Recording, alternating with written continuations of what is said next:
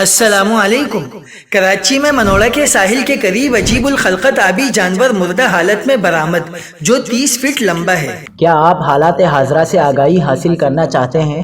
خبر کے پیچھے چھپے اصل حقائق جاننا چاہتے ہیں تو ابھی سبسکرائب کیجئے جلمل پاکستان کو اور ساتھ ہی گھنٹی کے نشان پر کلک کر دیں۔ آپ کو بتاتے چلیں کہ کراچی میں منوڑا کے ساحل کے قریب عجیب و غریب قسم اور نسل کا آبی جانور ماہی گیروں کے ہاتھ لگا ہے۔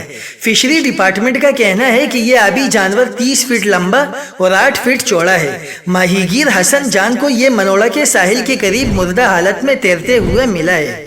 فشری کے سیکورٹی انچارج ناصر بنیری کے مطابق ملنے والا یہ جاندار دراصل وسر نسل کی مچھلی ہے۔ فشری ذرائع کا مزید کہنا ہے کہ یہ ممکنہ طور پر کسی سمندری جہاز سے ٹکرا کر ہلاک ہوا ہے۔